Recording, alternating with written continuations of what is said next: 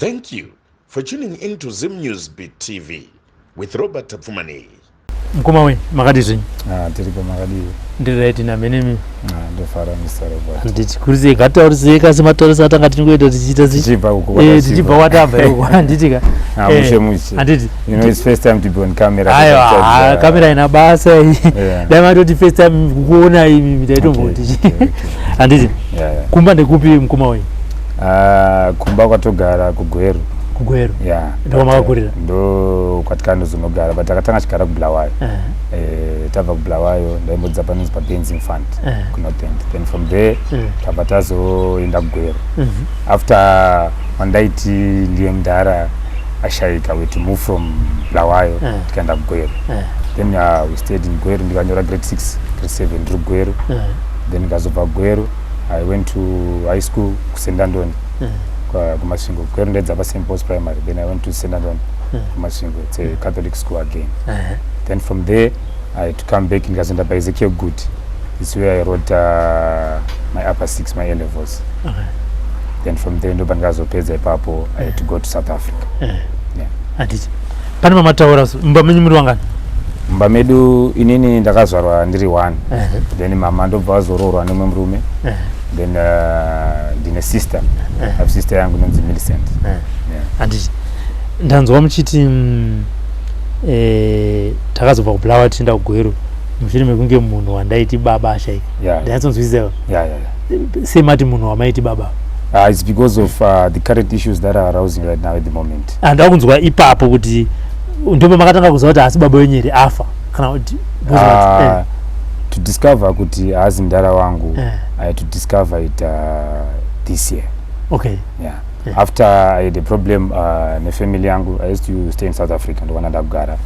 So ndaita zvekutengesa mota company inonzi Rims Auto GP to South Africa. So I used to do well in life. Things used to move nice. Ngone family yangu nemudzimai wangu. Things were just okay. Chimbofaya zvakanaka. So after things went low, zvinhu zvadhakwa mulife. Zvinhu zvatanga kuti eish kadzi abva ndisiyawo. Mota dzandinadzo dzese dzatsakatika dzapera pera munongoziva kuSouth Africa kind of lifestyle. So zvinhu zvati zvadaro paya. I had to ask myself manje. Sandoita sei manje life zvadhakwa. My wife had left me. So now I had to ask myself sandoita sei nelifestyle yangu ati no. Lemi munongoziva mazuva takura boys amazuva takukwanisa ngofamba tichitoga to go and just consult according our lives tiri kufamba sei. So I had to go nikasangana nevanonzi Homba Wamakombe, the first guy wandikatanga kusangana naye. Ndasangana naVamakombe Homba ndavapira nyaya yangu andara zvinhu zvangu zvakadhakwa zvinasi kufamba zvakadi zvakanaka mulifestyle mangu zvinhu so iyo mfanayo ndaimbokuona nchimbodarika mazuva akawanda ndaizama kutokuavoid at all cost saka watogona kwatoya zvakanaka kwatotanga kutaura nyaya yako ndaida ngokubatsirawo mulifestyle kuti zvako zvingokuitira kati okay it's fine Wamakombe saka todizvanza ngatipinde mudeni so ndikapinda mumba make mamuna baba vake namama vake ndapinda South Africa kuOliven ndapinda papa vatanga kuita zvavaita but nyaya dzechivanhu hatikwanisi kudziitira mumba zvino tinde kusango taenda kusango saka zvatichaita tomorrow morning chaenda kupi chaenda kusango saka staying at South Africa that okay it's fine I can sleep over here then mangwana makusentongomeka toenda kupi taenda kusango kwacho ndarara paya ndamukira taenda kusango tese tasvika kusango paya Vamakombe vatanga kutondiudza kuti mbuya muje ndiani ndikati handi mbuya vangu vanzi vanonzi Joana ndiani ndikati handi mai vamai vangu sanza okay but mbuya muje dare hombe hatingashandisi memucheka tikarimoshandisa mucheka muchena because dzimwe rakadi dzine murava rakachena kati okay it's fine ndobva vaisa mucheka muchena paya ndobva vatanga kutoita dare saka ari pakati pekuti adare vakadira kuti pasi nekuita zvinhu zvese zvechivanhu basi masupa nekuita sei ndobva vatanga kuhaka ndobva vatanga kutaura. Surprised, I was so surprised. It was my first time. I was shocked. Nchimunzi vachitaura saVaMugabe. I was surprised. Akatanga kuti gushungo mbwera mbwetete chiri chitubu chisingapwi mamatibhiri akati suri kuti vari kudii zvitaura ndobva taura zvakataura apedza paya ndobva nditi hanzi chii wataziva zvekudona ndobva nditi hanzi chii vataura mumwe mutupu wandisinganzwisisi ndikamutsanangura zvavadi zvavataura but mudhara mamuchitaura saVaMugabe mamuchitaura nyama muchase nyama muchitaura swanzi wazvinzirawo woga panapa at least ndada kuti tiwe takazoona ngati soda timbopinda matare tapinda matare tikatanga tazoona madhare tokwanisa kukuudza sandakwanisa kukuudza pana wangu ichokwadi okay sandoda kuti nditire manje ndoda kuti ubve panapa since I see you chimboenda kuchechi unoenda chechi sindaimboenda nonzi United Apostolic Faith Church nokuchechi kwandaenda I see you chimboenda kuchechi ndoda kuti mboenda mbonobvunzawo vamwe vanhuwo 6 vakasiyana about this issue because mfana ndakatokutarisa it says itself makatofanana 100% nemunhu andokutaura nezvayo kati okay it's fine ndaenda paya mukoma tena ndandobvunza kuno muprofita anoona vanhu kunozara ndaudzwa semudari wakazobvunza kuti chii muprofita kana kumubvunza nekumuudza handasvika ndikamuudza ndangosvika ndikanyarara ndikati ndine nyaya ndasvika pano yandakuzivawo kuti baba ndiani baba vangu ndiani vakandibereka hazvinambomitira nguva same time achitondiudza semudari ndabva paya ndaenda pane the second person futi ndanobvunza ndaudzwa semudari wechi3 wacho ndakamita kuna maini vangu vari South Africa nonzi Evelina Ntera mamangu ndakati no man ndikanimboenda kuno uya ndomboenda kuchechi nani namaini nanzi Jason Friday that guy previously anganditi ndiwe nemukaka nemvura tikabva taenda kubopopo rimwe kudipslut ndobva anondijorodha kubopopo riya so I had to go to that guy nditi uyo moms vakanditi akadi anogona zvese let me go to that person akatagwa namoms ndinomubvunza yeye ndakamubvunza akanditi baba zvamatotaura nyaya yenyu matara zvakanaka uchiri kuziva musi anchikutora ndichinda newe kumvura bobo machino kunyika mvura paya ndikati zvandaida kuzifumuke zvibude pachena zvazva kuzozviziva zvazvabuda pachena ndizvo ichokwadi but kakune uyu akasikuti zvawataura nyaya yako handiti kunoti wakasomudza upi wachona uyu wakaenda naye kumapopomo right mdara Jason I was free I don't want to lie to you I was free to him ndaizo ndakazongomutora usani samukoma wangu because takambongezogadzira aita zogadzira motikari sana ndiri industry mota saka tambera mbodi tambogadzira motikari kuna uyo ndakaenda ndikasvika ngamudi ndikanomunyori that's true right then from there andudza nyaya yake ndabva ndaenda futi kuno umwe ndaudzwa futi same story ndaenda pane umwe zvanishamisa so ndapedza kudai ngati no man nyaya yakutonedza iyi ndikambodzokera kuna Makombe ndiwaudze tichi dare naenda ramataura rariya ndafambira rabuda rakadai ndadzokera kuna Makombe Makombe dare rariya ramanditi ndifambe dare rariya ndiro dare rabuda rakadaro sanza ndanchikudza kuti ichokwadi dare rangu aritese ari nyepi okay it's fine saka akatondifunza kuti saka unombotaura na mama wako eri mama wako ari kupi ndikati mama wariko vari kupi vari kungai she's the head mistress kungai vari kungai mama wangu swanzi okay saka chimbondiudzaiwo pane here paukamboita encounter kana kusangana nemukuru kana one day pakukura kwako zvaunongozivawo because pane zvandiri kuona ndikati mukuru ini chandakwanisa kungoita kubva zvamataura nyaya yenyu ndakuita flashback mulife mangu makuru andikatese andikaita patikatransfer kubva kuBulawayo tichinda kuGweru paya ndakasvika ndikanodzidza paSt Paul's it's a Catholic school saka St Paul's gedhe reSt Paul's rakatasana neMukobha Stadium zvakafesana face to face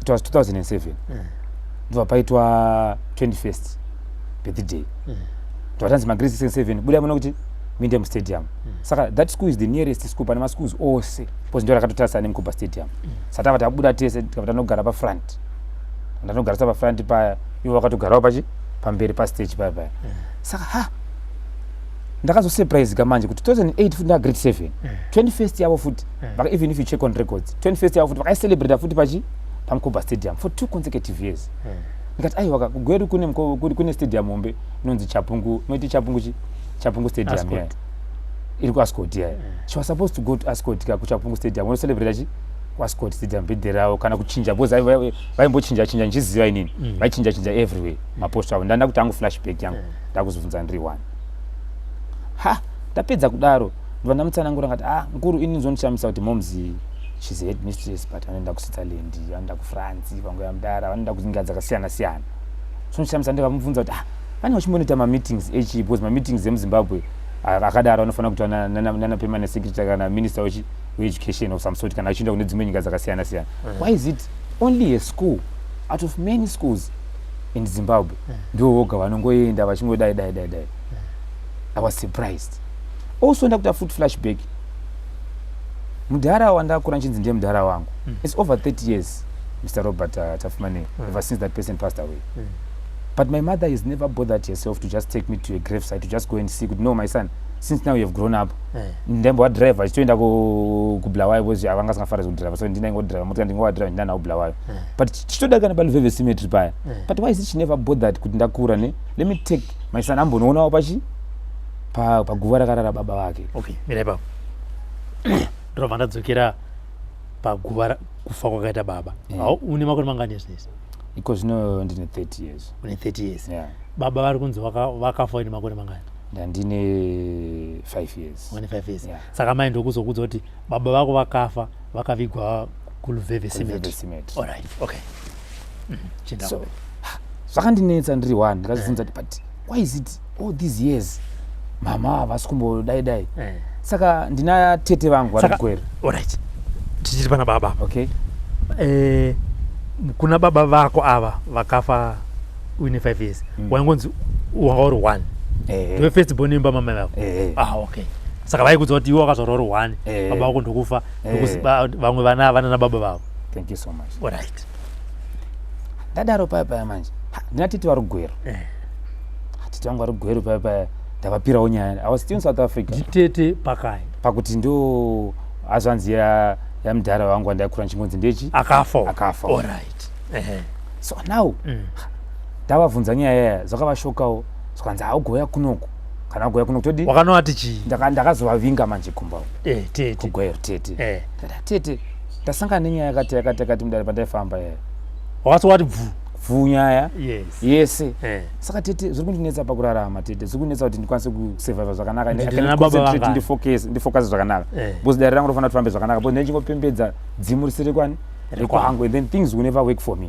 it will never go away for me so hanzi aishi saka toita sema ndikati handiziva hakuna mumwe anonzi Sibanda toda tiinde kuna Sibanda timunoona Sibanda right first isati amboenda kuna Sibanda ndakakwira bhazi ndichibva kuSouth Africa ndichibva kuSouth Africa ndikabva ndauya kuZimbabwe because mama ndakavunza pafoni kuti mama nyaya dzandiri kunzwa idzi dzakamira sei vakanditi nyaya uda kutanga chakuita sei chakukwadzisa okay that was the first statement ndakatakwa namama wangu then I had to say no kuna mama zotanga ndakavapuma chihure osakupfambi or something like that kati no let me rekamboenda kumanyuwa kwana chiti kumanyuwa ndekuti kwakapfava kuya so I had to go kuna mainini wangu she's a lecturer paSicket Chairs kati kwamainini kunyaya dzandiri kunzwa mudare dzakadai munombodzizivawo makambosangana nazo munozizivawo she had to say wakupenga makuita madrugs kuSouth Africa makuita sei ngati okay it's fine kana utausingapfuta kumadrugs I've never done such kind of things okay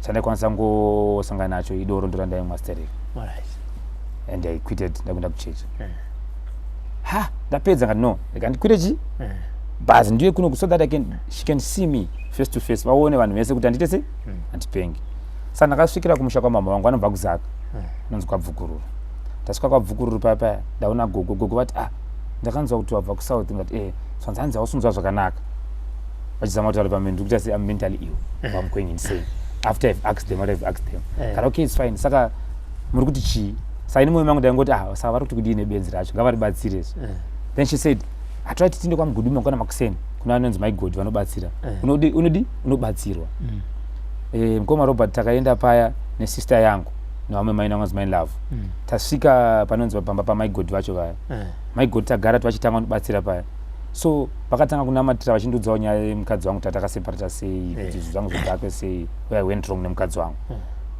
ndobva ndati saka makanditarisa ndoda kumbobvunzawo inini am I going insane ndichivabvunza iwo my god so hanzi mwana wangu haupengi ende nyaya yakunza yangu wangaoinani babo ndakanda anonzi Tariro mnin'ina wangu sister akura cousin sister yangu akura maybe akatonyora form 4 izvezvi zikwanzi mwana wangu haupengi zvautaura is true and andina maini vangu futi vandanzi nagogo wangu nditisi ndine navo together tindiko vanobatsira kamupengo wavo as they were saying kuti this guy is going insane ndaenda paya zvanzi mwanangu ndakakutarisa nyangwe kubva kumusoro wako wakatongogara ipapo ndiRobert zvinongozvitaura zvega saka mwanangu zvatichaitaka ndichakuitira hare rekuti ndikubatsire uzive kumba kwenyu uchafamba usvika kumba kwenyu nango zvakaoma sei ungonoona pamba penyu wanoona pamba penyu kuti ungonokura ivhu rekoko okay ndikati okay it's fine saka ndodii zvanzi tomorrow uya nesupa uye nefodya yamatare tuye tizobata dare rako ndabva ndaenda futi makuseni ndadzokera kumana nodzambuya zvataugwa paya gogo vati chidzokera ndaze unobatsira futi mangwana cha makuseni ndatora futi tariro ya ndaenda naye futi tadzokera makuseni tasvika paya patanga kuita semudare rakaita namakombe ndi kuSouth Africa zvinhu zvese zvaitaugwa namaigodava zvavaitaura about my wife kundisiya kwakaita and everything ndandakazudzwa namakombe everything it was aligning zvaingomecha zvaingobuda bob ndabva paya ndadzokera futi paya tariro wanza here njimudzi kosipanaye titutimudzi wakanzi rinyaya nezuro here anzi ndakanzwa mukoma kati auna kutaura kuna mbuya kanzi handina kati handi taenda paya tasvika tagara my god vaita zvavaita ndida supa yaya saka there's a river pamba pavo vanopinda ZCC yechiratidzo there's a river pamba pavo vandipinza muriver paya vatanga kunamata vaindidzura zvinhu mukoma Robert muzisomo vachinditi hanzi unoonesa vachibvisawo vachikanda chionona vachiratidza futi munin'ina wangu vachikanda mvura imagine mukadzi akuchikunamatira pese akakubata pese ozongokuti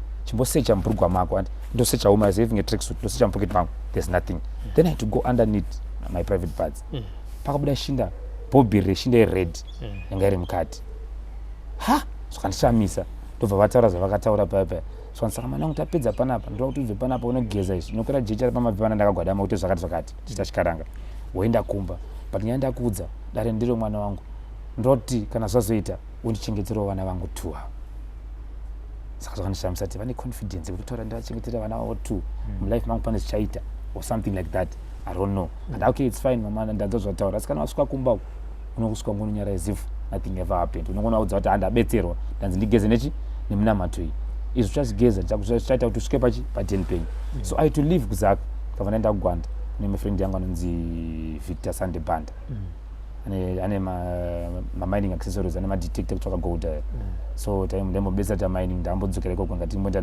naye mining andova ndamuudza nyaya yangu Victor ndovati wangu uri wangu iwe kubva kutara handichi koko zvangonditira simple everything you had to pay for me everything asi takaita mukoma da kudzai surprising takaita 3 maaccident kubva mugwanda kusvika tinosvika kwazvimbo yekutanga bhazi redu akanga atendei kwazvimbo ndiye in fact vakanditira munamato yavo but kwandiri zvakauya zvega since ndakuziva dare kuti zvakamira so saka I said to myself if I go that side obviously unosvika panzvimbo you meet vanhu vakudhara vakuru when they see a person vanoziva kuti aiwa uyu ndiwe kwana ningi vanozokwanira kumushando zati iwe nyange muna singakuzivi patangona kutaura nyange uri mudiki andati iwe wakafanira vanhu kwaningi uriwe kwaningi understand so I just wanted to go ndimonoona ndega kuti ndikasvika ikoko environment yacho inonitora sei inoaccepta sei ndimonobvunzawo vanhu vakuru ikoko handingonobvunzi mfiki ndichasvika ndikonotaura nyaya yangu ndimoona kuti vamwe vanhu zvichaita sei ikoko amai hauzotovaudza mai enda ndambaudza vakati nyaya dzanotanga chaita chakukwadzisa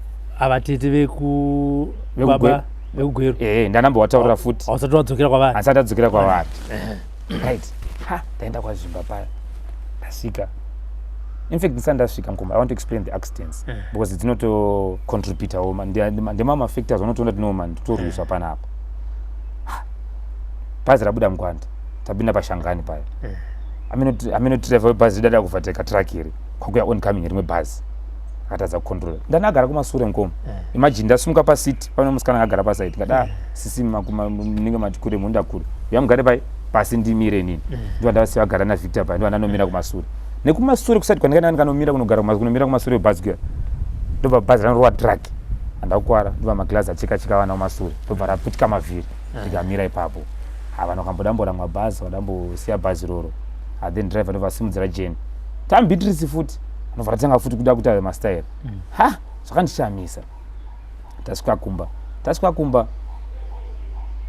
kuchitungwiza kuna mainini vangu ndokwandikaenda ndichinosvikira handikasvika kuHarare nebhazi rendakapozi rabuda na3 gwanda ndikasvika kuHarare na 4 am makuseni tambodhidwa nemaccidents muroad saka I had to sleep mubhazi then in the morning vandati ndinde kuchitungwiza kuna moms naVictor timono just kuno refresh so waudza kuti Victor tikuenda kumazowe kunodi sinzowe nemushini egodi kunongwavha nkuti tabva taenda paya vakatosvika ngati ndikuenda naVictor ndi bosi wangu chichi chitoudza story tamunodi tamunongwavha nkuti mbicha timoona kuti life ichadi chata sei sanza okay wana wangu fambe zvakanaka atabuda paya zvakanaka na Victor tatoenda pa big gap paya pane kuri kwazimara zoka murombedzi paya ndasvika kura mota zoka murombedzi paya ngoma trip around about yepa waterfall paya pa Heroes Acre paya chimota chapotsa chanopinda munemwe mukadzi apa ndagara matsuro madhondo bva Africa ndapotsa ndabuda paya nechimota chiya Victor kata ashamari Max Dinda achazi normal man but anyway wangu handi tinosvika chete so we had to go tasvika paya pambembezi sakune bawa pane mashops pane pakanzi Sharaude pane 10 of Sabina Mugabe way pane shop yakanzi Sharaude General Dealer kune bhari rikona rakanzi Mupambwe sakune zvimiti zvakawanda kunogara madhara chimwawo maskadawo nechi so I had to go paya bhari area Victor katenga token ndikatanga kutamba snooker tatamba snooker paya pakapinda mwe mudhara akanditi iwe mfana iwe ndokuzira kupi iwe mfana iwe ndikati kana mudhara aina mukambondidi ameba mukambondiketa angu kanzi aiwa mfana ndokuita se ndokuziya maniwo ndikati ngambo Victor ndobva tanga toti kutoseka paya taura mudhara munomuzira kupi mudhara sanzi mfana ndomuziya mani iwe mfana taura kati anyway Victor man uyu ndiye munhu kutotanga nenyaya yangu pamanogona kutoti pawo hii ndokutoradzawo vakuru venzvimbo todi toziva tofamba sei pose iri hatizivi ndikati mudhara muri munhu wechikuru ndikabva ndamupawo chisamari chenyaya yangu so asi ndazviona mani kudhara mani tarisaona kutanga kutondudza tarisa zigwini zvako kutanga kutondudza tarisa nzeve dzako tarisa mhino yako tarisa zvese tarisa musoro wako shipi musoro fana ndiri Robert mira iwe ndobva buda panze akaenda kumadhara anga akagara paya ndobva vanoshedzana vari tu madhara aya anzi yaone Robert aita se yaone Robert amuka iwe yamuona so kanzi mfana mudhara wako ari pa age yako iyi he was looking like you exactly ndine picture mkoma you can go on Facebook mkatsvaka profile picture yangu pa Facebook you can just check my name inozidiweni makuru wani just check on Facebook if you see me there if you see that man there if you look at me right now pa age yake papo anga chiri mudiki and takafanana zvokuti ungati hazvitombobetseri mngoma ndobva nditi pa age yako iwo nemudhara wako akutanga kutondudza mudhara wako iwo aiuya pana pa every Friday oswera pana pa Saturday Sunday opinda chechi yeRoma pane wangwana ngwarasa mudhara wako ai intelligent zvaina Victor ichi chibaba chinopedza manje hanzi chibaba chopedza bvunza noza zvakawanda zvataimboita na Victor gold business rakawanda ndoita na Victor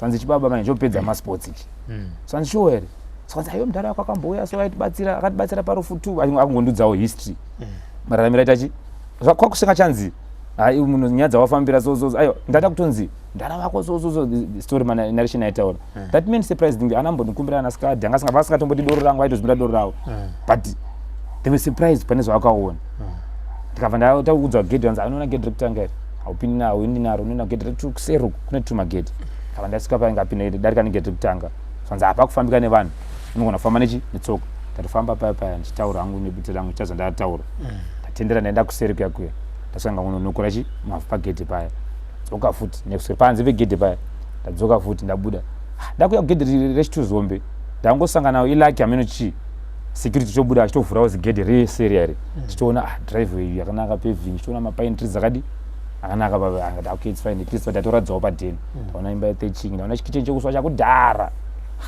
okay it's fine ndaenda paya ndikati Victor wona so I was even ndakapfika bhutsi yangu imwe yeribox so sandabva ndangogombuka 2 minutes nobva ngoti akaguvhurika so kati nai mondoro zvamuri manganibereka tasamuone ndokwara here nchuya kuno apa ine zvinhu zvakandiremera totanga futi kutoshupika muripo here tabva tasvika pabus stop patinofana Sabina Mugabe paya pane kuri pachimuti pachisawa panokurikwa zvimota paya ndasvika ndakwira paya motikari yayo mota yarohwa tichingosvika paNorton ndingodzika mota ndabva ndanonga $10 ndega hamuna kupinda mati hamuna kupinda ngeti hatina kupinda ndipo makagumira pagate ndipo tikagumira pagate ndaudzaunzi vapindiki zvinonetsa chichi wakataura na security guard ndataura na security ukati chi ndikati ndachikombera kuti ndaimudza zvongodangoona hangu padheni pemukuru wedu understand I was using my intelligence kuti ndiwane kutese kuona mukati chete I just wanted to see inside kuti makaita sei how does the place look like so I had to tell him like ndiri munhu angouya nje just for like a tourist ngouya kuzongoona nzvimbo yambogara mukuru amenoka muchitibata ndababata so after that manje zvanditambudza mukoma zvandishungurudza mati une shamwari yangu ngatidzokere ngandati neshamwari yangu ngatidzokere ndanonga Maria ndakatidzokera taenda Gwanda paya tabva Gwanda ndikati no enda kunoona tete vaya chaingo pane chinongouya so before ndikanimbokudzayi previously zvinhu zviri kuflow chiri nemukadzi wangu chiri kuflow zvokuti dai ndaikwanisa kutaura next wife yangu ngoivhunza ngoti akambokudzerai zvakati kuhope sati atombosangana namakome sati atomboziva zvese izvi ndakatanga ndakutaura maposa atiri kusouth africa achindiradza mablade toilets akawanda papana Bekcela minister wamapurisa azana masoja nepolice achinditi do you see these blade toilets go inside check inside ndicheka akawira makazara tsvina makawira mablade toilets ese so you see I want to give you a project you're supposed to work all over this place you see here but okay it's fine saka in my dream ndakabva napepuka makuseni acho ndamudza mukadzi wangu the following day ndarota pane river ndairota imwe river panapa iZambezi river then south river yanga pane signpost yakanzi Mozambique saka ndaibuda nemuriver meya meMozambique meme saka pataienda paita senge pane vanhu vakaungana kuita senge security pane nzvimbo inongochengetedzwa so I had just go and fit in pavanhu vaya ndane friend yangu tiri ndaifamba nayo ndakangoita fit in pavanhu vaya saka ameno kamuchinibata zandotaura I had just go and fit into those people saka ndasvika paenvironment yaita senge pamaini ta senge pachichi ndatarisa kusaidu ndangozitarisa kuti ndatarisa kudivo ndaona security vari kuzevezerana vari two vari kunjeva unoziva zvemunhu arodza there's something fish out vada kuiga something pane zvavada kuita security yaita zvaita yabva paya ndikati no dambonoona kuti security paya yangaita sei mukoma I went there ndikanofukura pasi pezitina riya ndakasangana nezidiamond rakakura so reblue ndangoti imari kai saka umwe wangu manje ndichiona time yekubatanidza manje ndichiona umwe wangu handichamuoni pasite achisipo pamepo ndinoita sei panapa I to run manje ndikanifamba ndakadai saka ndichifamba ndakadaro in my dream surprisingly ndakabudikira kamuchisa Bedbridge border post kune inonzi ZRP lodge iri kuseri kweborder kune inonzi Limpopo view ndakabudikira ndakuseri kuya ndabva ndamaya nganjama kapinda pachido chewhite ndawanda no bani pandasiya mufesi wangu kuya mashops ndakudzokera kumufesi wangu kumashure kuya kumashops ndikusvika paya saka ndikuona vanhu vakapfeka unoona akaita senge magemens emapostora but apa manje pane chikolabhoni cha chemafata chiya vari 3 varume avo but pavanhu 3 vavo surprisingly papana vamugabe vanga vakangodai vakapeta maoko vakanyarara ava 2 ava vaindipira zvichemo vachitaura kuti wasona tikutambura tikunetsekana tibatsire zvinhu zvakadi zvakaoma hatisi kubhadhagwa zvinhu zviri kutiremera mulife can you help us umwe wacho ataura futi tibatsirewo handikuona zvinhu zvakangooma zviri kutiremera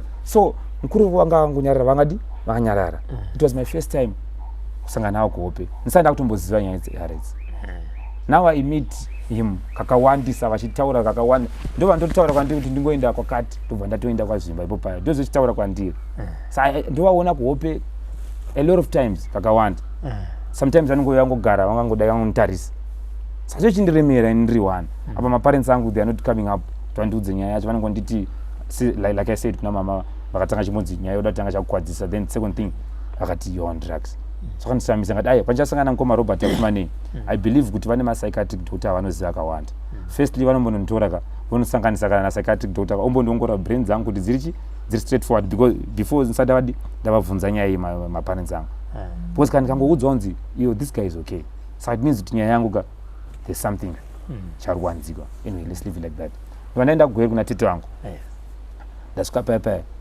ndambovapira nyaya inyaya ndinetsa so ndaudzwa chichimwe nyaya yekomudare saka tete vangu vane vana vavo vakomana mwana wamukomana ndobva vabvunza kunzi imi tete akandiudza ega anonzi Eddie handiti ndabvunza muchembere nini mani kule mani ndikati kwemimi kule weini anandichindisekurwa kwemimi kule weini pane here pakafanana kana namukoma venyu kana nemi kana pamunoona kana part 1 yamugona kutaura kuti chi ndewenyu akafanana nemi sikanzi hanzi vakanditi wenyu akafanana namai vake handikavabvunza futi ngavadzokorodza futi hanzi pane here pamunoona hanzi aiwa kutonetsa mandakudza kuti kubva kudhara akafanana namai vake hanzi ni kule but ndava munhu mukuru mandoonera mani kwaona munhu mukuru vaifanira kundudza kuti tasaonere nzeve dzavo idzi aonere ningi chaningi aonere ningi chaningi ngati okay at least kana wakura kwanza kuti kuonera wangwara it's fine paya tete ndobva ndagara paya vakanditi saka toita sei panapa ndikati haina handizivi toita sei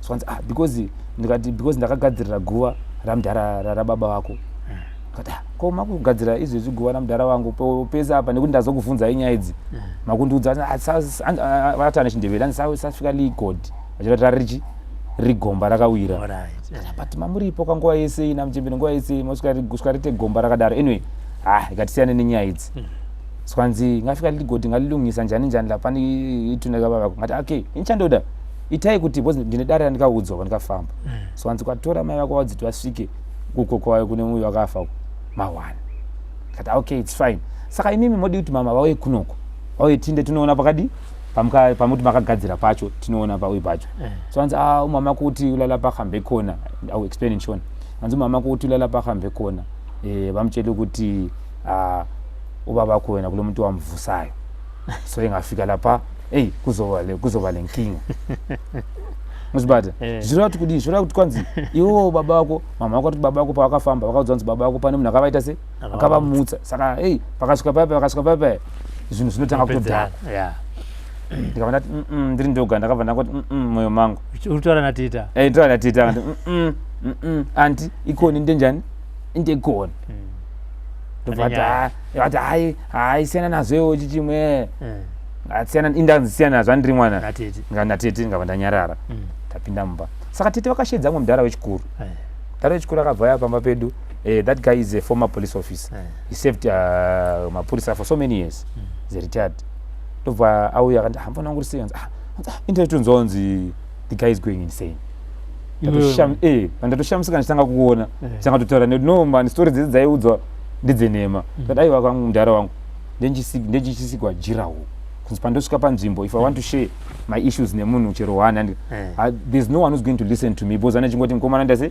ari kupenga sonza inini ndakashanda for 25 years as a police officer ndoziva vanhu nyangwa vatanga kupenga ndoziva vanhu nyangwa vanopenga iwe ndakakutarisa ine ndezvautaura mufana you are very intelligent ndo zvakawanda zvawambondudza before hakuna munhu wakaita sewe ever since I worked as a police officer there's no one like you who's insane or who's mad kuna zvakadaro saka aiti kana tete wakabuda pa otaura zvataura vodzoka otonyara kutanga saka mfana unoona kuti hanya dzakadai uchinja story ini ndo ndakura wakafuta I could see no man this man is saying something but he cannot speak muruzbad ndobva ndamuti vurai Facebook yangu ndavura Facebook account yangu kuti ndara makura yangu chibotarisa akangoti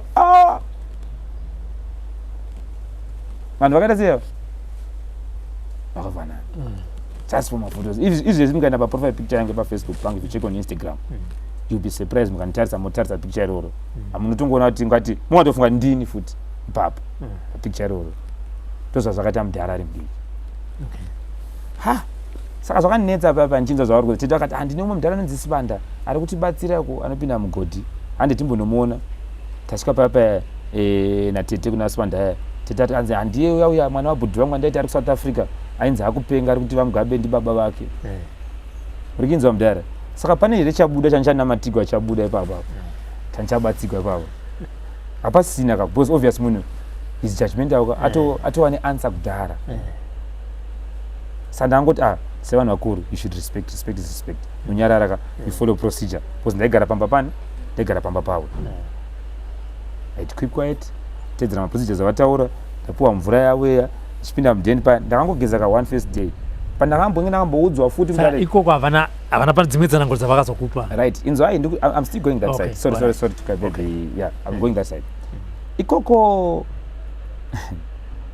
vakandikesa mvura yekutanga first day takadzokera pa second day ndichiti pamba chati patsanangudzo zvanzi nganogeza futi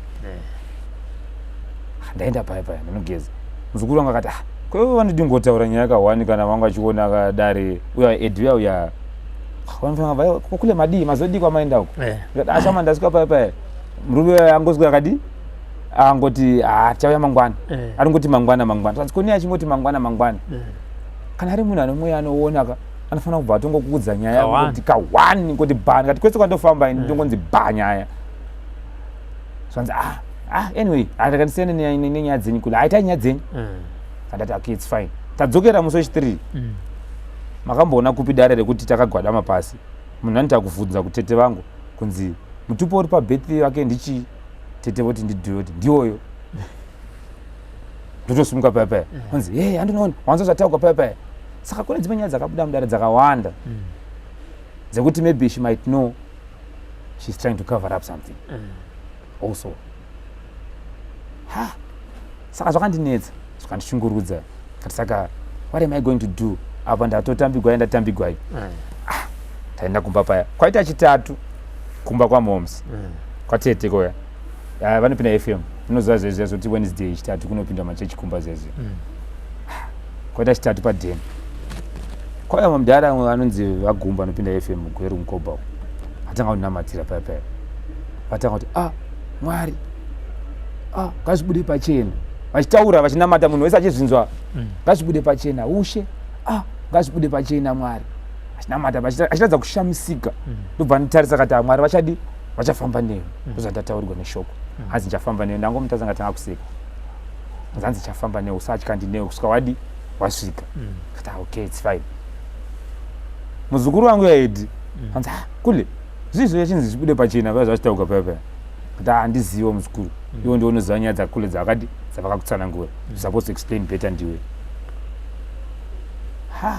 that guy akaradza kubatikana edi muzukuru wangu akaramba ati anyway ngatisiyene nenyaya dzenyu ngati zvimwe zvinhu wangozoona yoga sha zvazvidi kutaura tazisiye zvakadi siye zvakadaro ndatongosiyawo zvakadaro naiti hanzi asi kuleka pane nyaya so ndokuzoti tete ndambotaura navo zvakawanda ndikavasiya before pane pati yandasiya kuexplaina pana chinamatigwa ndakazodzwa mudare kuti palevel rawava inenge kuhope palevel razvava zvakuda chichibuda pachena to the extent kuti munhu anozimisa anopinda bhizi ndaenda natete kwamugodhika kuchiri kwadaibatsirwa kuyakwe munhu waMwari akati achinibata musoro secondary ari zvanzi musoro mukomana muri kupfuta moto hamusi kubatika muri kupfuta moto ndobva hanzi kwanzi ndo moto uya uri konzera kuti unomuvhiringidza brain kuti brain dzitese dzimaye brain tangomutarisa zuva ngati saka zvabva ndamatira izvezvo zvakapereteri saka muri kutinda vanomai bozi nyaya yanchiri muchibida toziva kuti zviri kufamba sei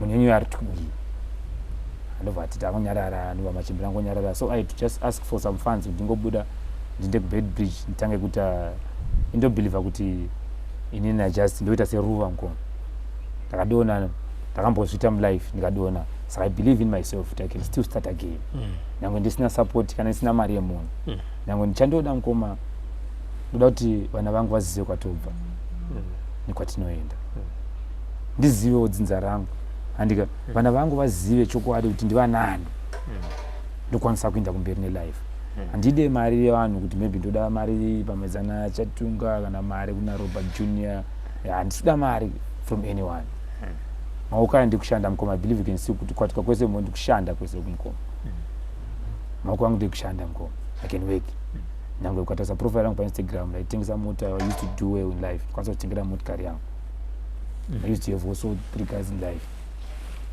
saka I can work on my own but chandinoda chekuti vana vangu dai ndakwanisa kubatsirwa nakwanisa kunibatsira ndisati afumanei ndizive kwandobva ndizive kuti ndingokwanisa kuti next time vana vangu vazive kwandase kwavanobva so that the truth can just what I need to know is the truth. Okay, wafamba waenda kwatete tete wafamba niwe today kuna mai wakazende right mama the last day yatikana matigwa ndikazoudzwa nyaya dzekunzi iwe uri wekwadwe ndichibuda muchechi mama vangu ari panze vakari panze papo that day ndobva pastor totinamata chechi yatopera panze namama titwanzi kada mai kunamate kubatanidze fana namata anzi mufana kukumbirana ruregerero the pastor yayo I had to do as usual zvataura likewise kada zvataura for things kuti zvinatsoenda zvakanaka but vachingobva ipapo she had to go again hapana zvimwe zvakazomboitika ndabva ndatoya kuno saka kuya kwangu ndikada kuno kuna mai wangu she's a lecturer pasekit teachers like I said before vangu nditi iwo uya sei kuno ngoti ndasara nebhazi ndarara nebhazi because ndavainditi vanongoda kuti ndinde kumaraini kumusha kumasvingo kodi how can I go ndonorima ndine vana ndinofanira ndichengete I've got kids vanofanira ndichengete uzona ngoma I've got 3 kids ngoma vanoda ndichengete saka ndikaenda kumba ndikatanga kunorima yet I'm still able to work on my own ndikwanise kusupporta vana vangu who support my kids you understand saka ndozvandairamba saka ndakati no man ndambotanga ndambogadzirisa nyaya idzi because dzainetsa ngoma ndakamboenda kuBedbridge ndakuti nditanga kuhasila zvakanaka but kuhope mukuru vari ngouya kuhope munetsa ndanga kuti chi inda kugadzirisa nyaya dzako nechikuti chi inda kugadzirisa nyaya dzako zvakawanda zvimwe zvavanototaura kuti nditombopasa message kuvakomana tuwa, but I cannot talk to them. Even if I try to talk to them, how will I talk to them? Obviously vanongoti ari kupenga, you understand? Zvakafanana nemainstance mukoma anenge achiitika nechingoona, sorry to say this, but kuti ndinoona pasocial media komana achisungwa achimboenda kujere nenyaya dzemadrugs fodya nechichi, komana achimborova vanhu mazowe nemboma nechichi chimwe. Mukuru vanouya kuhope uri kuonera zvavari kuita, enda anovaudza kuti vasadare, enda anodada. Zvakawanda zvimwe mukoma zvavanotaura kuhope mukoma. Like I said, ndichangatoa nyangu kuti ndakatanga murota musuya ndikavanda wire from there. Achingondiudza mese zvakawanda zvandontaura udzi vakomana vadai. So how can I meet them? How will I talk to them? Ndongosiya nazo. Zvafanira dare rekuona kuti vachizosungwa nembanje. Ndaraona dare ndechiriziya. But ndimutaurire zvochindindiremera. Zvakawanda zvimwe zvanditonzi kumberi uchauya. Saka handiziye mukoma kuti how can you help me? Ndikaifambisa sei nyaya yakadai? Amene kuti mungandibatsira sei mukoma Robert Apumane? That's why I had to come to you today because maybe you might help me since I've been following you nchimboona mama issues amene mchimboita mchimbosolve. Pane pawambotaura kuti uchiri mufana amai yako ndi headmistress. Wati wewe lifestyle yavairarama kwauri, if you reflect inokuisira ma question marks kuti munhu waheadmistress anenda kuna Switzerland, anenda kuna chi sonishamisa. Ndakunzwa baba vaenda zvaita sei, life yavo yakamira sei? Likewise inini mama atikwanisa kushare zvakawanda because daita share zvakawanda I believe dai wakatondudza nenyaya iyi. Unozona? Saka unozongoona mumasaisai airport kuna munhu atoenda kazodai. Saka in by then kana ndaingoti remember kuti ndaingoti pame chikoro ndasingambosi musoro, but apa ndazvitaura because ndanda kuita flashback the things ndasangana nazo mulifestyle mangu vanishase ndichikura kuzandozama explain. Sa uri kuti wewe kada kuzvibatanidza, uri kuti vaenda nekuti mukuru vanga variko kana kuti vaenda nekuti vaipiwa mari dzeshopping dzinda ikoko? Ipapo to answer I cannot answer ipapo because I don't have a straight answer. If I had a straight answer I was going to answer you there. Answer yacho ipapo andina. Kuzvitaura izvi ndikuzvitaura for the fact yekuti zvikwanise kutaura kuti handanda kuti ndione kuti can this thing add up kuti zvimbonyatsa kubatana zvakanaka, what's going on? Alright. Chakaita kuti wabva kwazvimba waenda kwatete utadze kunogara namai vako mutaure chii? Tichibuda pachurch pandaona mama was angry. Vakatanga utsamwa, you understand what I'm trying to say? Saka she never gave me the room yekuti ndimbozama kugara nawo pasi ndimbotaura nawo. Saka kuGweru kuWoodlands kuphase 1 kunemba yamukuru iri kuWoodlands iri kuphase 1 vakaipiwa iri neumwe anonzi Smelly Dube, indaishandisa sene muchikura ikunzi Wayne Dube. Saka hanzi vakamupa imba yaya inongozama rumasi for the sake yekuti papa ari pawetland dzisingatodi kuda kubwanya dzimba dziya. Saka papa patodi tanga kutovakwa papa, akabva vakira mukuru imba patone culture house pandogadiwa even up until today. But mukuru vanongoya kuhope kungoti indapamba paya ndiri kumba kwatete vamwe vanogara ku18 mugweru, saka padhuze nepadhuze. I had to walk kubva kuya. I went there 2 times. Ndichisvika pagedhe pacho pane chiculture house so chimwe chiri pakona pane Pikira Mudhara. Ndikangonotarisa Pikira Mudhara totoseka, even from the pictures Mudhara we look alike. Ndikaseka ndoga ngati but chii chiri kumboitika panapo. But when I stayed at that place paculture house pape pane zvinoitika pandiri ngoma like amene zamuwandakambichini understand. Ndadzokera futi katika again. Saka pane chinhu chinongonitora kungonisa paya. Saenda 1 manje ndingozozvibvunza kuti anyway amen pamwe kuda ngoonawo kuti imba yamukuru yaigarawo nepapi maybe ndiri kuti dada follow up but dare riri pandiri mukoma zviri pandiri like I said zvakakura mukoma zvimwe zvinoya kuhope. Amai vako vana na sekuru besides amai nini havana hanzvadzi dzavo? Right. Vanengori ne1 hazvanzi yavo. Hazvanzi yavo ndaigara naye kuSouth Africa. Ndo team raiya reichitonzi hapana nezvakule muri kubvunza zvandinotaura havatomu ameno kana muchindi understand zvokuti anogona ngozi akangoudzwa one way obvious anotogona kuti anogona tobudana achitomhanya anatonyarara anotoda kusei kutopota kusei saka that kind of a person there's no way angakwanisa kumupira nyaya yakadai kuti akwanise kuapproacha chi ndo challenge yangu cause ndakambobvunzawo vakuru vandaibvunzawo pane ndichifambawo the best way yavaindudza kuapproacha nyaya iyi yaitonditi havadi wambotanga wambotsvaka makule ako then watsvaka makule ako then uaproache makule ako iwo makule ndo anozondobvunza hazvanzi yavo kuti so kuti manje onaika makule acho akadai akadanza ei maikana pakadaro pakashata saka ndizivi mukoma Robert saka should I die zvakangodaro here amainini wakavabvunza here direct kuti amainini upenyu hwangu hwakamira so ndiri kufamba ndisangane zvakati kuti vanyatsokupa an answer yekuti you will be satisfied kuti vari kuda kundivharira kuti ndisaendere mberi nenyaya mainini vangu mukoma kungoda kungotanga ngotaura nyaya vanotopopota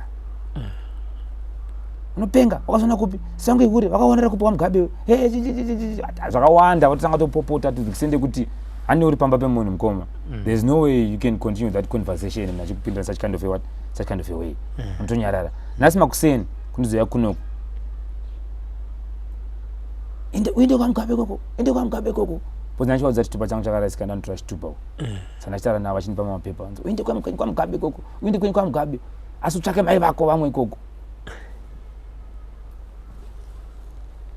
indazi vari kubatsira ikoko andada kuti ndirinyowe chitupa changu chingoshandisa angu madetails andaingoshandisa kudhara kuti life imboindira mberi chimbogadzisa nyaya dzangu saka munhu akadaro there's no way I can approach here, there's no way I can talk to you nchivabvunza nyaya dzakada seidzodzo handi papersonal life yako watu nemudzimai nevana vangani nongoziva boys mukoma wangu ndakaita mwana anonzi Emmanuel mukomana kuSouth Africa mai vake anongoziva mukoma wangu mamarriage zvapera ndaenda pana mai makanaka anongoziva mukoma kuti kulevel rachi rakadhakwa sa level rakutanga kufaya zvakanaka ndakutopinda muuchi nongoziva mukoma but we learn from our mistakes ndakatodzidzawo zvakawanda I wasn't supposed to do such kind of issues siyanaye uyu ndapinda kapa neyellow bonnet ndobva ndatanga kuti I so fantasy kamulife mangu ndobva ndatongokangana zvese izvi and ipapo by that time ndopa ndatanga kutoblesswa naMwari ndaitawo big papo ndo ndikaita nayo makanaka ndoba ndangozongorambana naye ngoma iye kune ndakasiyana naye iye ndiye akazodecide kuti zvakaita after cause ndopa akatanga kuita downfall yangu mulife ndatengesa mota pagaraji mukoma handina mota ndisina kudriva makoma angu maybe gese kana mota dzamungafungira handina mota dzasina bvura ndambodriva mulife mangu chitengesa motikari saka life yangu yange yadhakwa iyaendawo engifita angasati aenda life yangu yadhakwa shit to do nongoziva kadzi mutaridzi zvatanga kudzikira rarama level angatanga ngoitawo mweya mdatanga ngoita zvinhu zvakaita so zvakanetsa ndo zvakazokonzera futi kuti zvinhu zvangu zvalo ndakusiyiwa nefamily why is it ndingangogara nemunhu zvodhakwa ngadai sondodai why I to just start to move mboona kuti life yangu chaifambisa sei saka you are now 30 with 3 failed marriages and I'm not judging you but I'm just trying to find more information about if they are not like yekutanga wacho taidezekuchikoro mudai ndizvo maparents anga asingazoaccept ayaenda kwakewo Wayne what iwewe hauiti zvemadrugs hauna mubvira waita zvemadrugs what I used to smoke is weed and beer tozvinhu zvatosangana nazvo mulife iwe nokura kwako neboys vanosangana nadzo vanhu vanoita zvemadrugs unovaziva 100% handiti vanoita sei timu remadrugs mukuru rotsvaka maturand pasi pasina mari vanhu vachingonjeva like you can see the state of mind even kugeza hagezi 1 kugeza hagezi 2 he doesn't even know how to look after his clothes taziva kuti akawachwa laundry chaicha kuti azoita laundry yake 3 ane mafunny behaviors anoba notengesa zvese such kind of issues ndozvita vanhu madrugs and achifamba mastreets unotongomuona wega ngoma achimboita senge adonedza something anachingocheuka achita sei vamwe vacho munongoona ngoma achingokwenya umwe achingotaura chiruma muromo munoziva like you know zvimasongs zvamazuva ano ziyaziya mastanzi emutoriro vachingorova zvimastanzi zvavo ziyaziya. Yeah. And do you know also kuti they see things in visions and believe them kuti this is true? Handingapinduri pa anogona I don't know about that. Anogona kufungidzira kuti ndine salon, anogona kufungidzira kuti ndine supermarket nevashandi, anogona kufungidzira kuti ndine mota yandakapaka pasirapo, anogona kufungidzira kuti ndine mudzimu wedzinza. Ende achiti kana achinge akutaura wabva ati sekuru vedzinza rineri vaakutaura nditeererei, asi ari chi madrugs. Toda kuti tionesane why, kuti uone kuti why hama dzekwamai vako kana kuti amai vako nehama dzekuvamwe vako baba vako vanogona kukuona semunhu anoita zvemadrugs.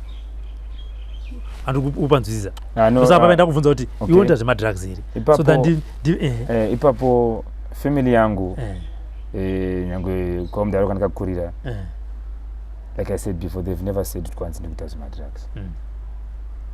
Nozati zvavanga vakutaura nezvokuti chi vaiti kwana ndakutengesa mukoma ndikudza kuti mukautasama ndambokudza kuti mamaybank ndadhirivha mota dzaiyera ngoma indai paFacebook pa ndichatarisa. I want to lose my concentration. What divert kuFacebook. So vaitoti timu randaitamba naro ndinenge ndajoinisa satanism ndozvavaitaura ivo murikuzobata ngoma wangu ivo nyaya yavo yanga isiri pakuti ari kupenga podzeta vanganidza chokwadi vanzi lami ndakamangalile ndakashamisika pandakukuona kuti zvangori ndozvangongori kuti ari ndeni nyaya uri totaura you're still saying the issue ndapenga wena waita sei upengi nai mukoma Robert kune munhu here mukoma kunzi madrugs ndomaziva zvaanoita anorova apfana mulocation vachita sei mukoma munhu wemadrugs mukoma nyangwe achitaura nyaya yake achikwanisa kuexplain achikudza nyaya dzemudzima achiexplaina nyaya yake mukoma you can see kuti this person is going insane. No way, ndinotone mabereki vanotozozviziva kokupedzisira ndokunge even mwana wacho abvuma pakuti ndinotora zvinodhaka kana kuti shamwari dzake dzabuda kuti amai aiwa shamwari yaita sei ari ku madrugs. Maparents anogona kutofungidzira kuti Wayne akaroiwa nababa munini, vagonongedzera baba munini, vagonongedzera tete, vagonongedzera mbuya, vasina kana mhaka vachiti vada kundidyira mwana wangu bhodzi. Unogona kutanga kumanifesta uchitaura zita kana rani andobona vagopedza kufamba mapostori from Bridge to Zambezi, vagopedza kufamba kung'anga kusvika vazoka pamunhu anogona kuvataura chokwadi kuti aiwa muri kupedza mari. Wayne arota chi madrugs aya haana kana kuita sei kuroiwa da kutiswa chi murehabilitation. Andozvona saka ndo zvimwe zvinhu zvandoda kuti tionesane zvinoitwa nemadrugs. Handisi kuti ndosana kuti inini my job is not to judge you. I'm getting you very well. I'm not here to judge you. I'm a journalist. I'm here to get information from you that may assist you in solving atingati social issues ari kukuaffecta and nechokwadi chakuta sei chauri kutsvaga. Anditi this is not my first interview nemunhu akauya nenyaya yakaita saiyoyo. Anditi and we have done takatomubatsira takaita one or two masteps which eventually you are going to meet that person muunisana kuti zvakamira sei. Tomboti zvamuri kutaura ngoma I get you 100% zvezvamataura right. Inimi personally ndoziva kuti munhu ane 5 senses akapiwa naMwari, munhu ane spirit of dissemination, the ability just to discern, to see kuti uyu munhu andikatarisana naye is under the influence of drugs, under the influence of alcohol, under the influence of something else. Kune munhu ane the influence of a spell futi zvonadaro futi. Imi makanitarisa mukoma mungakwanisa here kuti munotsvakira one psychiatric doctor ombuya omotivata omonitesta ini matesti kwanoita vanhu kunzi vazonzi ava. The good thing is the psychiatric doctors are watching. They are going to say gawe kuno timuongorore. Havari kuona hai madoctors vanoona kuti no gawe kuno tite evaluation tione kuti pfungwa dzakechiri papo futi mukoma Robert Afumani ndakubvunzai panikafamba endo vanati whoever is watching is a psychiatric doctor akaoffer will do it for free. Thank you so much. Live on television so that zvisakuomerewo kana zvisazoita pambira zvinhu any doctor who offers kuti when ngauye kusurgery kwangu ndinoda sei ndautaura naye dauita evaluation unoona kuti pfungwa dzake dzakamira sei mari akangoisa mari pasaiti vatati asi zvatakawirira sure I'm free to come 100%. Yes. Right. Saka mkoma Robert ndambokuvunza inini. Put yourself in my shoes. Right. Tomboti ndimi masangano nyaya yangu. Mafamba kwa mafamba ne. Manzwa zwa manzwa inini. Movunza munhu. Munhu kuti maybe you are under the influence of drugs. How do you feel? Wamvunza kuti baba wangu ndiani? No. Wamtsanangurira kuti tora mine I'm saying mine she's never andidi kuti ndikupindure mvunzo yenu kuti wauya kuti ndikuvunze mvunzo yenu kuti ndivunze oh thank you sorry but I want to say munhu anogona kunge achiziya Wayne anditi Wayne ozoya nenyaya inogona kumushamisa mukuigamuchira muye ndopa anogona kuti nekuti zvinhu zvawataura it's unexpected. Okay. Anditi zvafana ndibvi tichitaura nyaya tiri boys akadaiso ubva wataura chinogona kuti wakupenga. Okay. You understand that? Not kuti even tinwa beer ndogona kutokudza kuti kana kuti wadhakwa. Sure. Andinoziva. Okay. Pamwe pacho even tisinganwe watakangogara titaura nyaya takagara pabridge seboys ubva wataura chinobva kuti wakupenga. Kana tokona kuzoti watanga ndoziva neboys because zvinhu zvinenge zvabuda pauri handiti tinge tisina kunyanyozvi expectaurike panguva iyoyo bozomidzwa mina ndikutaura chinhu takagara takatarisanaso ndosana kuti ina handiti ndikudza kuti uri kupenga kana kuti akupengi but ukauya kwandiri tisiri pakamera apa handiti osiko nditi Robert titaura nyaya handiti pamwe tegona kunge tichiziyana zvinhu zvezvo ubona Robert panozero ndiri mwana waRobert Mugabe nditokudza kuti unopenga even kwandiri asi ukati even kwandiri asi ukati Robert unozero kuti ndiri mwana waRobert Avumanenge ndoona kuti asi munhu wawataura was a prominent figure. Yes, ndo zvinoita kuti vanhu vatange kuti anenge akupenga anenge akurwa madrugs takuta kuti amai vako 30 years ago vakasangana nababa vako kupi when the man was head of state aioneka sei andozvona mibvunzo inenge yakuita sei yakuti those same questions then ndinawo futi those same questions that you are having currently I will be also having those same questions in my mind. You understand? Saka zvondishamiza. Do you know the best way before vasara taura kuti akomana anenge akusvita zvanodhaka kuSouth Africa or something she was supposed to say you know what way I think wakufamba ikoko vari kukunyepera wadi wamboya kunoko tambofambawo tese ndiripo handika toonesana tese good ndosandira kuti Wayne the good thing about your issue ndeyekuti amai vako vapenga yako yakasiyana nevamwe vari kuva vachiti amai vakafa havana kusiya vanditaurira igosara ari mayesi vamwe kuti atakambozvinzwa kana kuti but vako varipo. Thank you. Chingakutadza ndosazana kuti ndichirongoti pamwe zvinogona kuti netsei pachiboyi kuita confrontation naamai because pachiboyi mkoma kuti ndiudze kuna baba vangu because vakatokudza kudhara kuti baba vako vakafa ndikudze current situation munoratidza zvamunotaura munoda pachivanhu chedu mkoma nyaya dzakadai dzoda ana sekuru zvamambotaura paya because the moment yandoenda direct ndiri nini zvoita ungati wakupuma mai hohori hazvitenderi unoriripa ingozi mukuzvibata saka zvochindiremera mkoma kuti saka okay life yangu ndichaifambisa sei should I let sleeping dogs lie ndosiya zvakadaro ndoita sei but still I should know where I come from still also vana vangu vanofanira kuziva kuti but you know where you come from kokodhove it's a story for another time uda kuziya kubva uda kuziya kwaunobva kupi kumwe amai vakakuta saka waiziti mkoma mimi pamakore ose munishamiza kwambotoriwo wacho mkomana wacho momboenda anoti asha atimbonoonawo kapadhuve pakararawo kamudhara ngonoona wakura zvinezvika iti kuna amaika ndiperekedzei kunoona vari kuramba ka ndopavaritaura ka ndakutsanangura nechindevele chataukandanzwa kunge aiwa wati tete ndo vakataura hauna kuti amai ndo vakataura ndosandodaiwo wakaenda kuna amai wakanzwa kuti no amai vakazonditi hai uku kuchi mwana wangu kuendeke because ndakafamba ndakanzwa kuti zvakati kuna mai dzenani stata aiwa hatitaura nyaya yekutsvaka baba baba wako varere kuluvhevhe senate amai ndoda kuenda kunoona pakuvara baba right dai uine answer yapa answer iyoyo answer ndakavunza zvamuri taura momuzi wakanditi inini you cannot ask me izvozvo iwe una tete wako ikoko indanani natete vako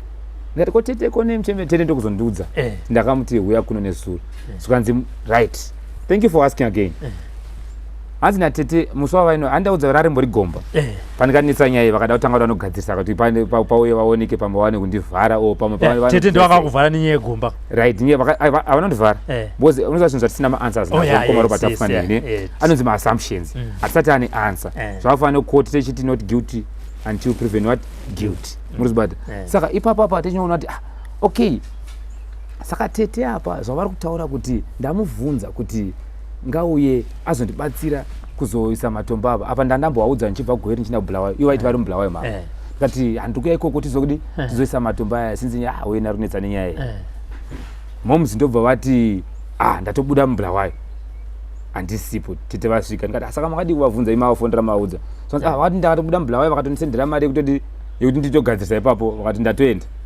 because vari kusvika kachi zvakwawakafamba kwawakafamba wanga usiku thank you so much ndo zvavakaita zvavakaudzwa inini ndikazotaurawo handi baba vako adhuve varere kuluvhevhe may he so rest in peace natete vanga vari tu chete mbamavo right thank you mauya nenyaya yakanaka ndagara ndokugara ndichiuya nenyaya dzakanaka aiwa mukoma robert tapfuma neuchi wega wega vanouya nenyaya dzakangonaka inzwai mukoma kuna bamnini vangu vari kusouth africa vainzi ndo bamnini vari cosmos ndivo parizvi ndio pari zvino ndivo parizvino currently because ndavapinzira bamnini ndasangana nenyaya yakadai mudari zvanzi rina manyanga ritese ariputirwe wakura wakuziziva awata neshona nedex neshona vantaura shona anonzi sapri antaura shona mvesi zvakandishamisa ngoma we spoke about 30 minutes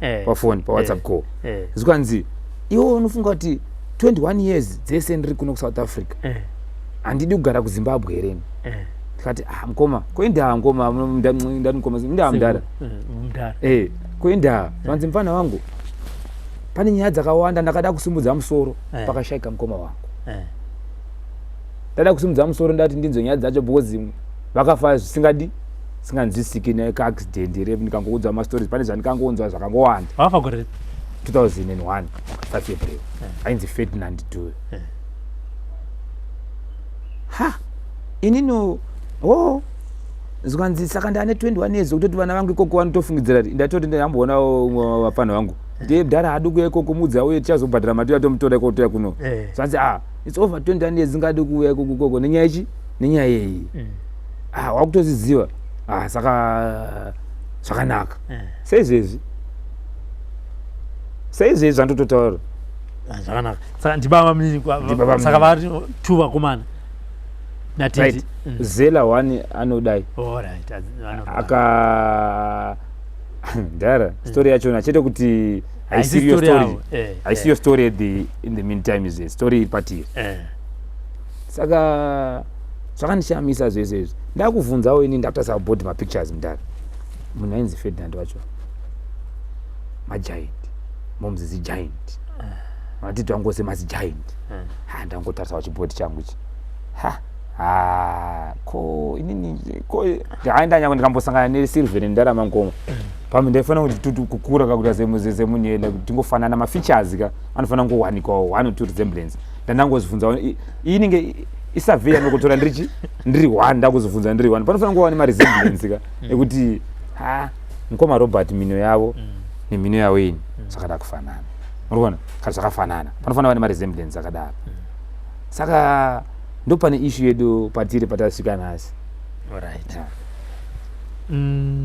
ana sekuru vekwadhuve they are late vana sekuru vekwadhuve they are late right pane vamanonzi Sate vangoya kwandiri vakanditi it was my first time to see that person ndiainzi ndiye sekuru asara mukuru it was first time to see and last time to see that person that person akanditarisa swanzi mutanami sikuno kuti nonamata kwedu kwadhuve tinonamata ne iwe nyange zikadi pakaya muna chikudza tawo kwadhiwa uri kwadhiwa zinzwa takatoroora gogo wazinzwa ha saka iko zvino manje it rings a bell man nyaya yakangobva just from nowhere. It was my first time to see that person ikabva just from nowhere hanzi uri kwadhiwa zinzwa nyange zikaita sei kana munhu achikudza tawo kwani uri kwadhiwa yangizwa mutanami ati akabva ndikisa roko ndikatanga kuchema musodzi akashamisika kuti komrume uyu arikutaura nyaya yekuti kudii saka unoona it rings a bell man but sekuri papa vaitaura kuti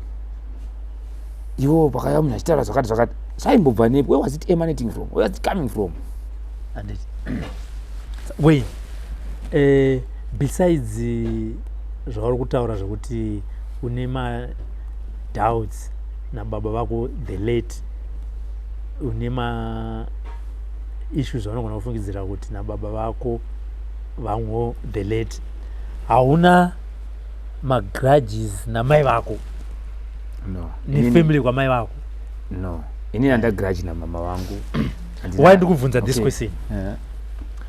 I don't want you to use this social issue media as if as a weapon. Yeah, social media and Zim News Beat is a battlefield. No. Kuti ndiende ndinovanyadzisa. No.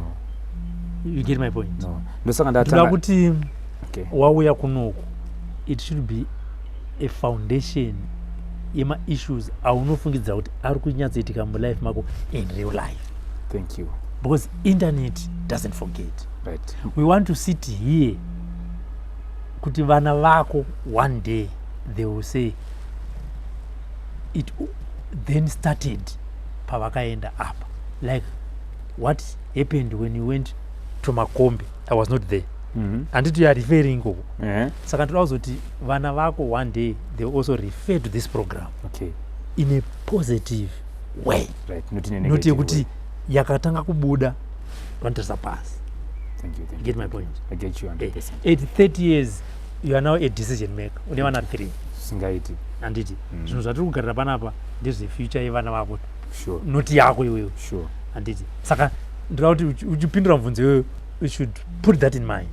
Thank you so much. And also even amai ako vakaziva vachiti ndoda kutaurawo apa mafacts avanenge achiratidza kuti either unoita zvemadrugs, either ukapinda zvesatanism.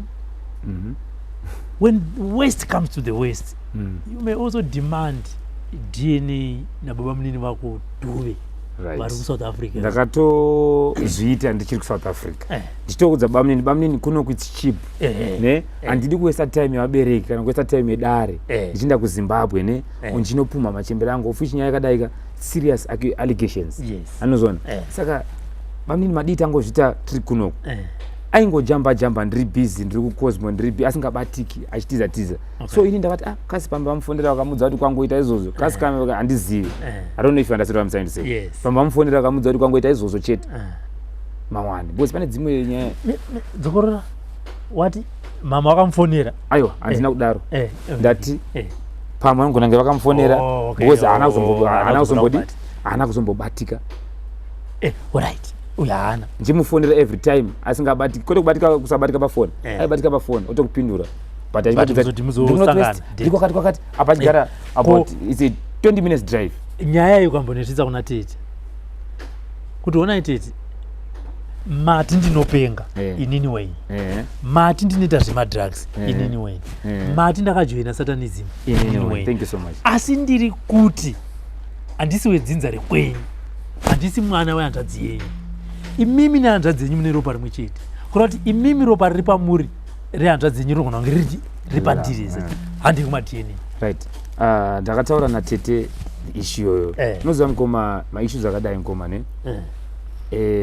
In fact ndikambodzokera mashure mbichana chanza apa.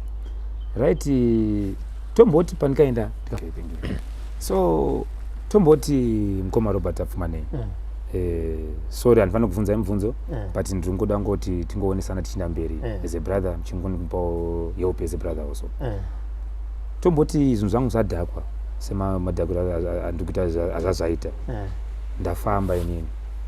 Tomboti dai ndakaudzwa kunzi iwe wakaroiwa nemukadzi wako iwe mukadzi wako wakapesana naye the last wife. Tomboti ndiyakakuroiwa ndiyakakukanganisa ndiyakazota kuti zvinhu zvako zvidhakwe. munofungidzira kuti ungadai here ndakafonera namama nchivabvunza kuti ko mama so here kati he so it's impossible. But zimune madrugs ka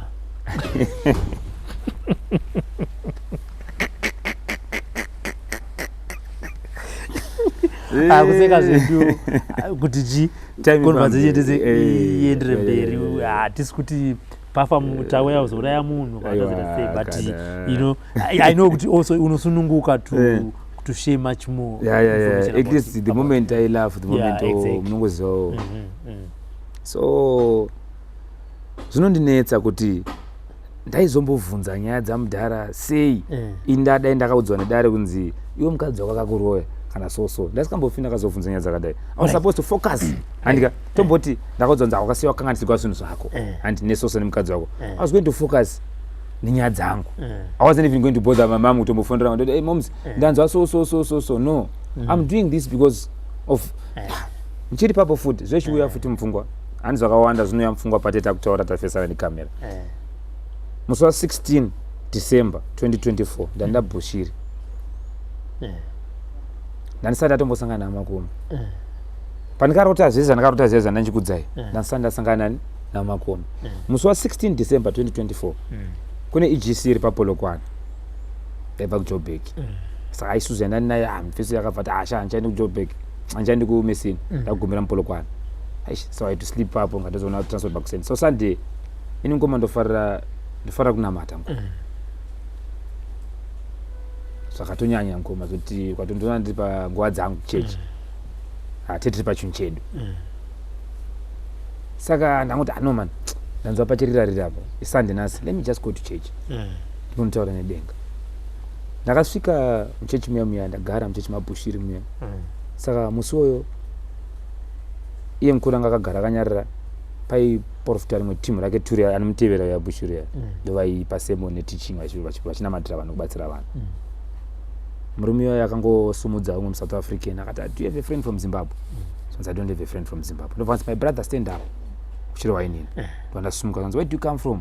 Ndati Zimbabwe. Ndobva chechi atanga kuuchira maoko munoziva nekanzi anonga tsono zanzi anonga nariti chaiyo ha ndobva ndarima ndakamutarisa mukuru andobva tanga kutsanangura mufeso yawo nzi tarisa murume uyu one of the good days ungamuona akadai but kumberi achakubatsira mulife achikuchudza mufeso yawo muchashanda mese chichimwe. Asi kanzi aura tinobva wataura zvataura paya ndobva agara pasi ndovananzi ndirambe ndakamira. So as my brother andovana mutaza nzi ndobva seka sezveso sanzi God is going to shock you. Muruzibada saka ndangobuda ndichingozudza kuti kasi ndichawina beti. Saka ngoma semunhu kuti zvinhu zvangu zvadown ndanda kutamba beti nchapa ndakachanda chakagwina chakahakira kuti chimoko chakandisiya I was financially down ndobva ndisiya. Saka ndaingoti pamwe ndakachigwina chete unoziva nengori kakawapuke kuti ndikachimeka ka ndombopusha life yangu achaonera kuti aiwa pakasiya ndipo chaipo. Saka ndaita mabeti nditi since mukomana tikwanzi God is going to what to shock you. Saka beti pamwe ndichawina beti I will make millions nebeti. I didn't know kuti chasangane shocking news dzakaita sei idzidzi. Saka idzi wanga usati ndasangana namakombo handiti no mukoma wenyu. Saka amai havadi kutaura nezvenyaya amai nini havadi kutaura nezvenyaya asi iwewe you are convinced kuti uri kushungu hausituvi. Garwe chairo mudhara jiri mbwerambwetete chitubu chisingapi zvanambotaura pari. Nosaka muchona zvandakudza kuti mudhara wangu neyangu zvikadona seika ndinongobukira so currently I'm down. For me to come this side to talk to you I'm down. So kutodaro mukoma musakaona ndadhina madelays akawanda pana nchikudza kuti ndachinzi chienda kwaguchuko ngona nchipiwa mari namuchembere muruzibata and ndachitoti ndinogadzisa nyaya dzangu dzechituba changu ndizokwanisa passport yangu. Saka what do you think your mother is going to feel vakuona uchitaura nini pasocial media kuti hai nini? What I know mkomane I love my mother so much. Yes. This is one thing that I want you to know. This is one thing that I want Zimbabwe to know. This is one thing that I want the world to know. I love my mom so much. I love her. I cannot even express the love that I've got for my mom. But what I want to know is the truth. What truth when she's told you what you are doing? She hasn't convinced me yet enough kuti ndione kuti ndezvechokwadi, because surprisingly even when you look at my face Mkoma, wataza nanchikuudza mapictures emukuru vachikura Mkoma ne takafanana nemunhu saka why ndisina kufanana nauzvu.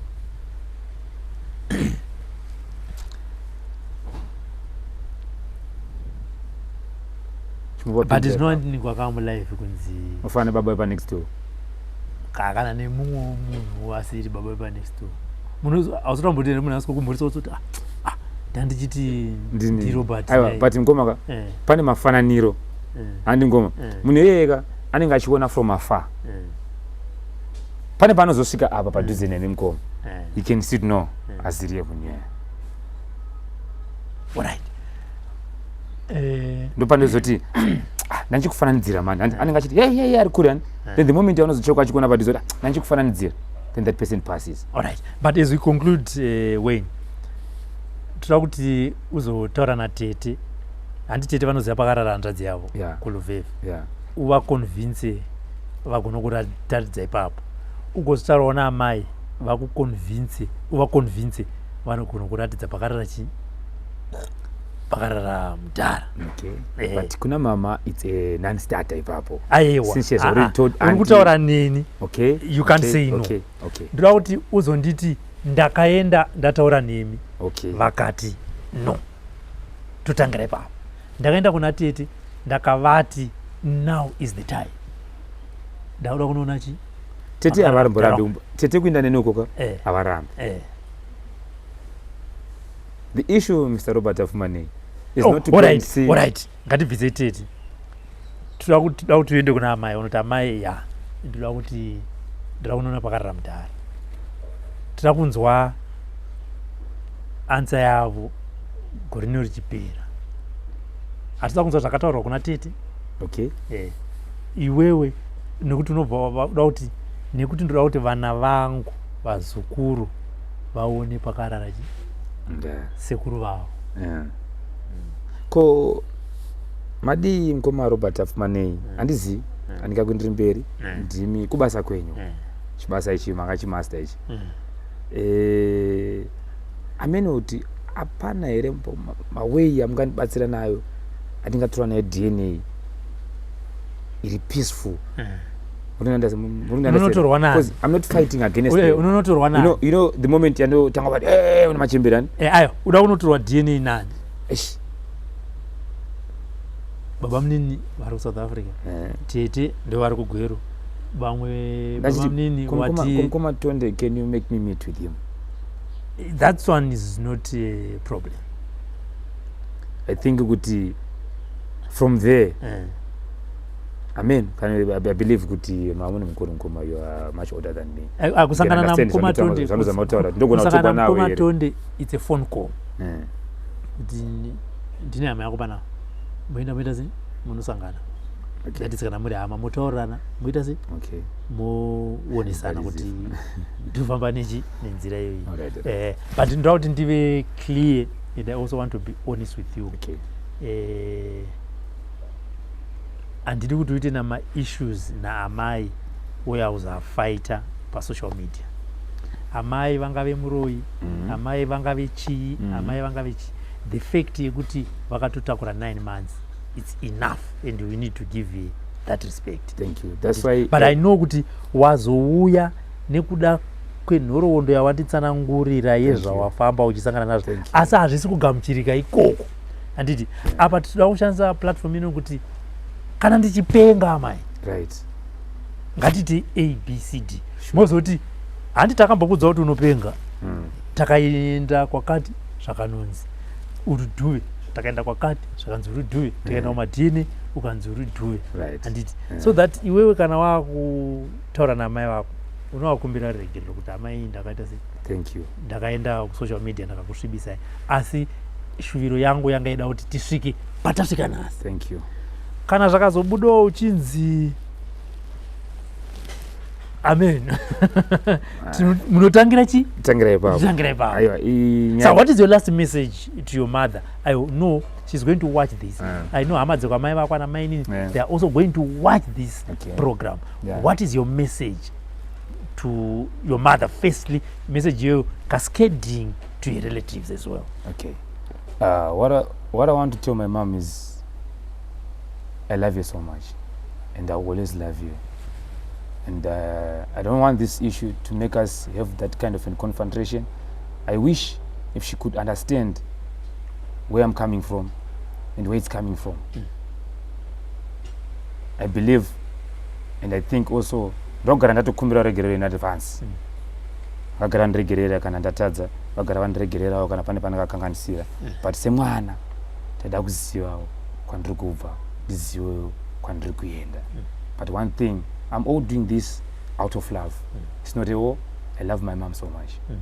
To my relatives also, I also love them. Maybe there's some other issues that I can understand in life that they're hard for a person to express, or hard for a person to just say out. Even especially that kind of issues, especially when they involve a person who's a prominent figure in the country, those issues they'll be difficult for a person to say out. So I understand the situation, I understand everything, I understand what would have conspired before, what could have made you not to tell me, and what could have made you not to say anything up until today, but as Shikanas. But one thing that I would love to let my mom to know is that I love you so much. For these and more stories, tune in to Zim News Bit TV with Robert Tafumani.